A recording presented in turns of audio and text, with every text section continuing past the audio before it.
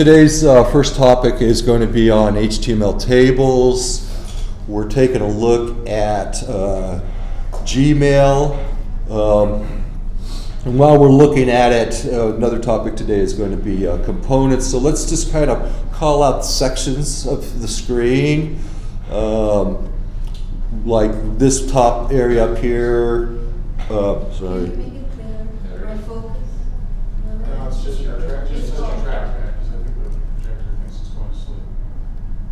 Yeah. It's a little dark. I mean, the lights got darker too. Yeah. I've got my brightness turned up. Brightness. Yeah. I don't know. I think it dimmed when you said you were recording. So I don't know if It that- dimmed? Yeah, I don't know if that had something to do with it. Let's see if it's, it's Chrome. Yeah, still. Well, we're looking at this. We'll see if the code editor, I think, should be brighter, hopefully. Let's just call it out. This is header up here, right? It's got a search bar, obviously. This is kind of looks like a toolbar. It's giving us something to switch between modes, between sections, here. Some other tools relating to what's coming below, the navigation over here to advance. So it's our toolbar section. Here, in this context, this is our navigation, right? Our left-hand nav section, going to different parts of the application. And then this is kind of our main, right? Our content area, everything right here. And so we've got just some tabs, maybe you can call them, right here. We can switch between how it's categorizing things. And then we have our main content area, and this is a table, right? So how many columns do you see? And the table is made up of rows and columns. Everybody okay with that idea? Any questions about that? Okay, so this is our row. So how many columns do you think we see here on this row? 3. 4. Any other guesses? 6. 1 for each of the. Yeah, I'm going with 6. No, yeah, that's probably not a column because it's just coming up on hover. You see that one? That's a hamburger. That's kind of another kind of a form of a hamburger, and it's coming in as hover. So I would probably they put that as a before on this thing. It could be that all 3 of these are one column, and they're just placed in there, spanned inside of that one column as the tool button column. But so yeah, 6. I would see 6. 1, 2, 3, 4, 5, and 6. Okay. Ooh, wait a minute. Missed one. Which one did we miss? What is the? Paperclip. It's clearly its own column. See, even when it's not present, there's spacing for it. It's not just a tag into it's not just that they've kind of appended it to the end of the description column. It's its own column for sure. That's the attachment column? Attachment, yeah, it'd be the attachment column. If we were to label these columns with a header row, it would be the attachment.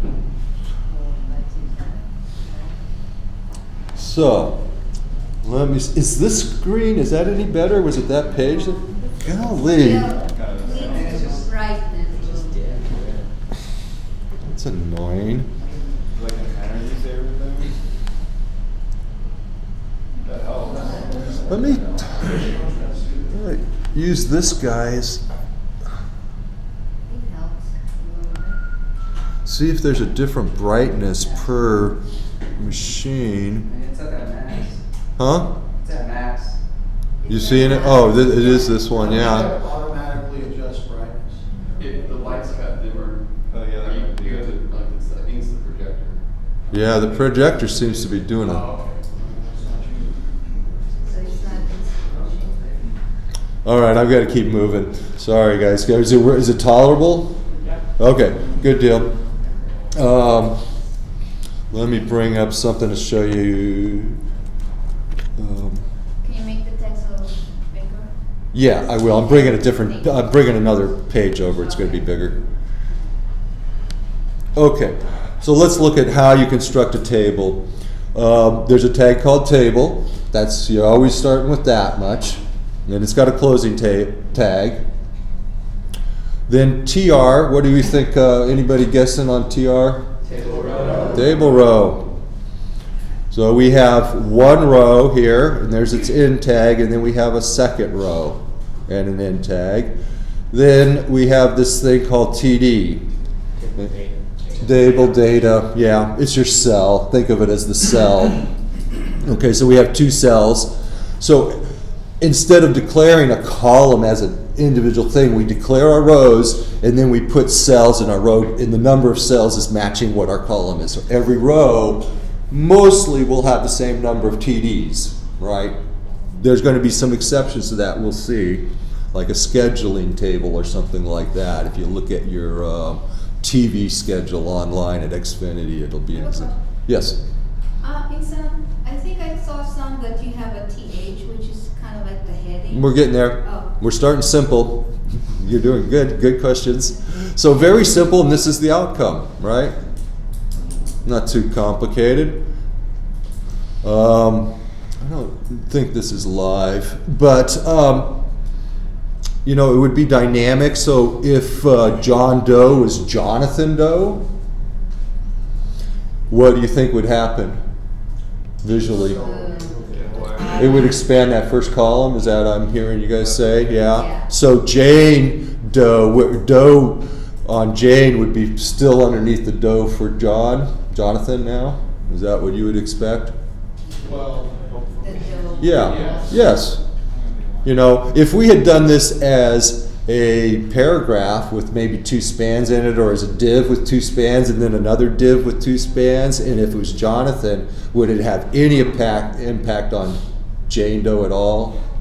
How it formats, how it lays out? None at all. If it was spans, right, it doesn't care about what's above at all. But in a table, it's processing the whole thing inside. It's thinking, I got to look at this whole thing, and I'm looking for my max data per cell in each column, and then I'm going to stretch my columns to that max data, unless you're overriding that in some way, like specifically styling and say, my columns are only going to be 100 pixels, I don't care. Just hide the overflow of text or something like that. Moving on, keeping this thing happening quickly. Lots of ground to cover. So here we go with one with a header. It's still rows, but now we're labeling. So it's just really, don't follow all this, just look down through 1 through 15 right now. We'll get to the next one next, so we're just looking at this one right now. So it's still the same tags. We haven't introduced any new tag here. We're just putting an extra row that we're using as the labels, the column headers in essence, right?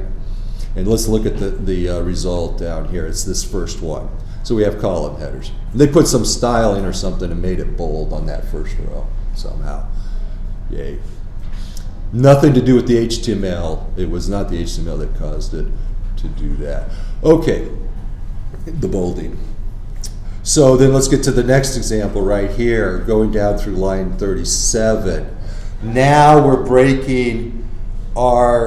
introducing that we can break our table into sections. We can actually say this section is our headers, it's our column headers, and this section is our body, the main rows of our table. And if it's a math table with numbers on it that you would sum up, you would have a footer row at the bottom where you would put your sums, right? Typical kind of, accounting table. Like a spreadsheet. Yeah, like a spreadsheet with a footer at the bottom that's all the totals. And the spreadsheet has the column headers. So now we're looking at a spreadsheet. So we have T head. It still has a row, but now we have this. So we have this new one called T head. So we're declaring our section, and it has an ender, a closing tag.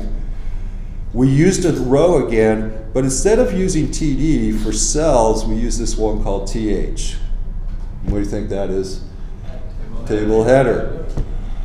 Really behaves the same as TD. There's no, we might even inspect that and see about that. I'm pretty sure it's pretty much the same, but it's just semantically, you see, these are my column headers. You're declaring it, that these are the headers. So we'll just look at that one. That's this thing here, this table. So it comes out looking a lot like the other one, but it reads when you're looking at the code, you can read this is a header. When a table gets really big, you want to, say, oh, this is header, header, header. Okay, here's my body. It's a lot easier to find your way around. Also gives you new hooks should you need to manipulate it. So if you need to drill in style-wise, and use a selector, now you have your T head, your TH. You can use that as a selector in your CSS. Moving forward, the T body is now wrapping around our body rows. So however many rows we had in our body, the T body and ending tag would just surround it, just to declare this is different sections. And then we have the third section, the footer, and it's using TDs. You can see body uses TDs still, and the footer is still using TDs for cells. And they all are using TRs for the row declaration. Okay? And let's look at that one, and that's just this. We have header, body, and body might be 20 rows or 100 rows, right? And then we have our footer. And it could be actually multiple rows. Even the header can be multiple rows. Sometimes you get into complex tables and you need 2 rows on the header to describe it, what's going on. I can show some examples of that. Column groups. So so this is the next one here with column groups. So what's happening here? In fact, let's just look at the visual first. Here's the visual with column groups. Still, this looks like a table to me. What did they... Column group, I'm not seeing why they went to extra stuff for that. Huh.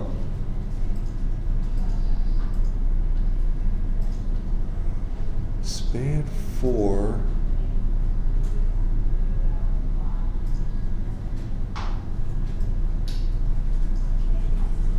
I'm not going to worry about this one because this one is not illustrating something very good. This is normally column group is like a property of your THs, so I'm not thrilled with this example here. We'll skip that one. I think more advanced tables. Let's see. Is this the MDN one? Yeah, MDN. Let's see what the W3 does.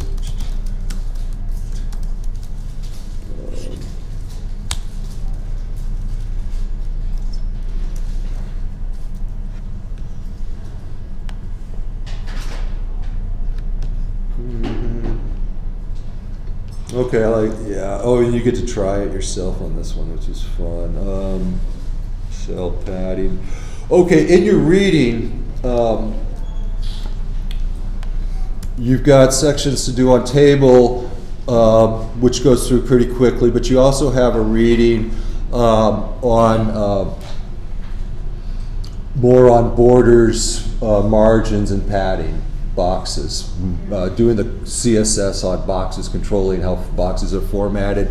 And now we're talking about tables. You might see that this is really going to get critical because tables will be pretty ugly until you put some formatting on them.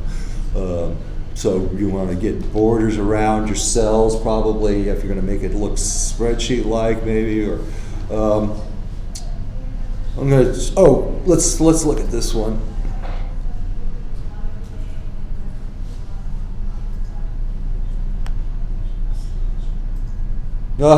Now here's a column span. Okay, so telephone goes across 2 columns. So how did they do that? They told a column span telephone was 2 columns. And you see it only has 2 THs even though we have 3 cells in our body row. Could you make it just a little bit bigger? So Yeah. the code on the far left is a little...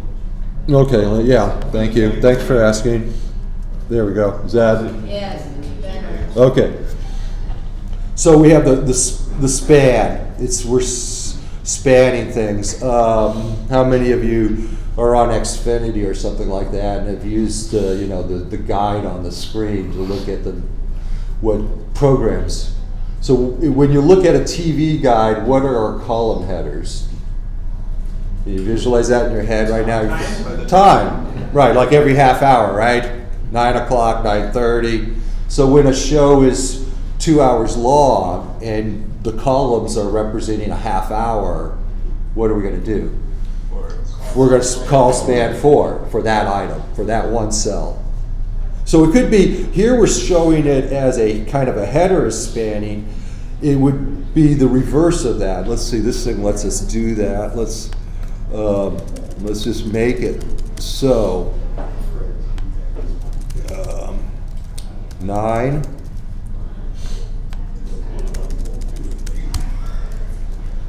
$9:30.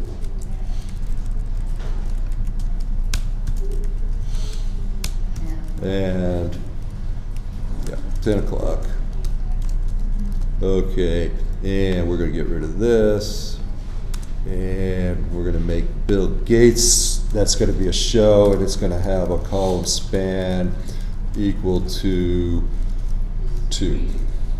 I think, did we have quotes around that? I think there's quotes. I think that these things need quotes. So that's the Bill Gates show, and this is going to be Hardball. Okay, and let's run that. TV schedule. Okay. You could also do row spans. So that would be where the first column of a particular row is actually going to be the height of 2 rows going across. So it's like a game. That first cell is double height, and then it has 2 detail lines coming out of it. I don't want to get in there. I kind of try to keep us moving, but yeah, you want to see it? Calendar is the best example of that. Huh? Calendar is the best example of that. Because you've got things that stretch, like, because you've got days as the columns, right? Mhm. And rows is what the times. Mhm. You do an agenda, because then if you have a Oh. calendar event, right, it stretches. Yeah, Gantt charts. Yeah, you know, you rotate it sideways, we would be doing it like that too. If you just want to spin the data around where the times are going down, we would have the same. That's, yeah, oh, what the heck, let's just, you're going to use row span, absolutely. So, let's see here. I really don't want to do it. I want to kind of move on, sorry. Let's see. I think this is enough on tables. Questions about tables right now? I feel like I hear developers whining and crying about having to deal with tables. When do they become problematic and annoying? Good question. They are problematic. They're problematic in setting up accessibility, ADA compliance. A simple table like this is okay, but in the accessibility, if you're blind, you're coming in with a special tool set. You have a program that's running that is giving you all kinds of special keys on the keyboard. Everything is keyboard combinations, and you've got millions of them in your head. And it gives you special ways to using the keyboard to navigate around content on a web page, including getting inside of a table and being able to move around the cells. You have special arrow keys, combination keys to move around. While that's happening, as you're moving around, it's trying to call that out. It's trying to tell you where you are and what the content is. So it would be saying 9 o'clock, Bill Gates, and then you arrow over and it would be saying 9:30, Bill Gates. And you arrow to the right again and it will say 10 a.m., Hardball. It'll be calling out if there's a row header, so if there's some kind of a label in front of the row, if you're on a chart of accounts for a business, and so your first column is the account name, and that's kind of like a row header, and then everything in that row, or in our fruit stand, the first row would be Apple, and then we would have information, all the properties of Apple, but that first one is kind of the header for the whole row. Everything is Apple on that row, and so it calls that out as a header. Things like that. So every time you're in a cell, it would call out the column header and the row header and the contents of the cell. It's reading at you like crazy. It's really wild. You'll get this someday. You'll put on your headphones. You don't want to do it out on the floor without headphones because it's just talking at you nonstop. It sounds awful. So that's a little bit about why tables can be problematic. There's other things. Moving on. I think this is our break point here. Any other questions about tables right now? Good. Let's take a 5-minute break. I'll pause the recording. Help me remember. I'm going to put my note here so I start it again.